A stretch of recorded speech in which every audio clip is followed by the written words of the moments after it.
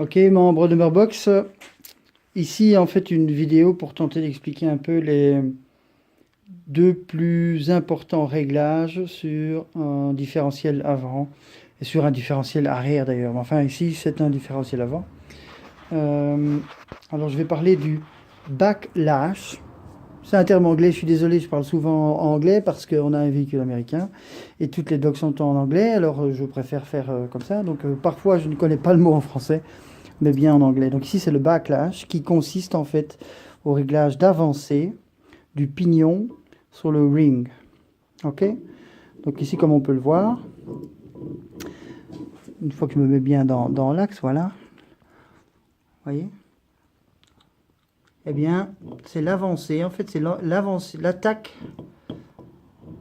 comment dirais-je, la profondeur d'attaque de l'engrenage. Donc lorsqu'on remonte un différentiel, on ne peut pas se contenter de rentrer le pignon, le serrer, enfoncer le ring, clac, et puis fermer la boîte. Non, si vous faites ça, vous avez peut-être, en ayant de la chance, la possibilité de faire 10 km maximum. Donc en fait, c'est beaucoup plus complexe que ça, étant donné les forces en jeu. Eh bien, il y a le backlash, c'est le premier. Donc on rentre en fait le pignon, ici, il vient dans le fond de la boîte, là. Et c'est lui qui va venir en fait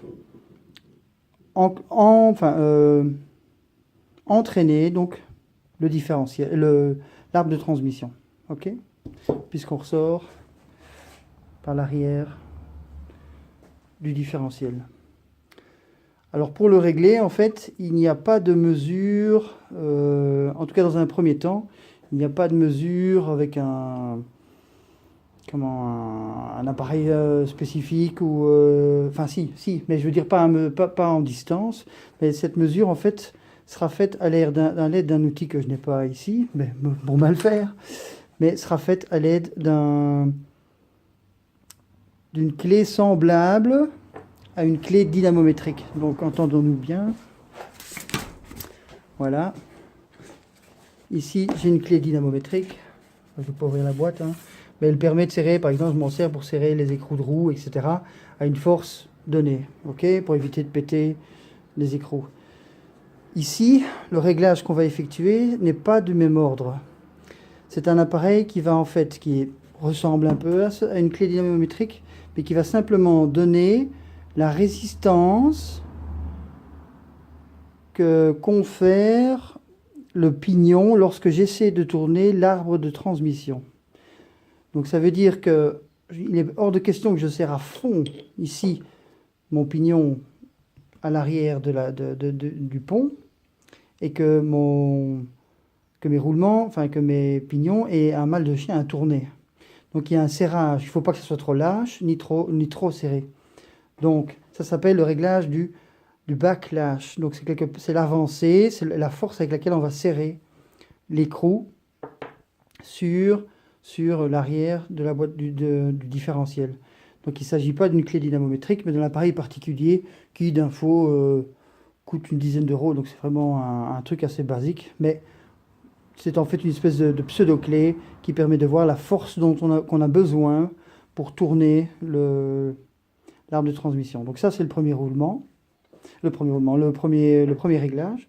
Et le deuxième réglage, c'est une fois que je vais venir mettre le ring dans la boîte, eh bien ça va être de centrer à droite ou à gauche le ring par rapport encore une fois au pignon qui se trouve ici dans le fond. Donc c'est un deuxième réglage qui va me permettre de régler, si vous voulez, ce genre, enfin la profondeur gauche ou droite d'attaque du pignon. Donc pas en profondeur, mais de manière latérale. Voilà. Alors ça c'est les plus gros réglages. Alors en fait, on va d'abord utiliser donc l'appareil dont je vous parlais pour serrer. Et ensuite, on va utiliser des bagues sur les côtés pour venir centrer le ring à l'endroit voulu par rapport au pignon. Alors des bagues, là j'en ai deux d'origine, mais dans le kit, il y en a toute une série avec des épaisseurs différentes qui vont me permettre de jouer à gauche ou à droite pour venir bien placer le pignon. Alors c'est à ce moment-là qu'on utilisera en fait une pâte qui est ici, couleur moutarde. Et on viendra en fait peindre chaque dent. Et on fera tourner en fait le ring sur le pignon pour vérifier que l'angle d'attaque est correct. Alors ça, je ferai un descriptif plus tard. Mais l'angle d'attaque pourrait être simple, doit être centré. Pas au bout, ni à l'intérieur, ni en hauteur, etc. Donc il doit être centré. Alors c'est la seule façon d'avoir un déroulement pérenne. Donc voilà pour ce qui est un peu du côté obscur, parce que pour moi ça me semblait vraiment compliqué, quoi.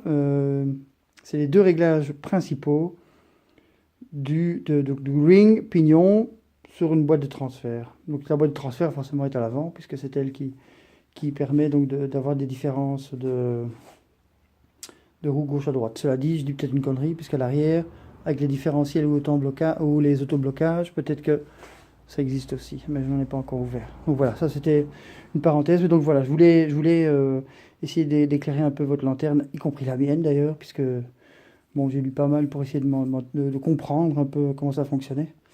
Et donc voilà.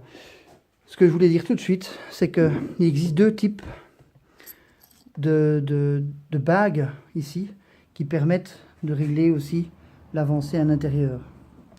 Ici, c'est une bague qui n'est pas donc un anneau, parce qu'il y en a avec anneau qu'on ne doit pas remplacer lorsqu'on fait un rebuild.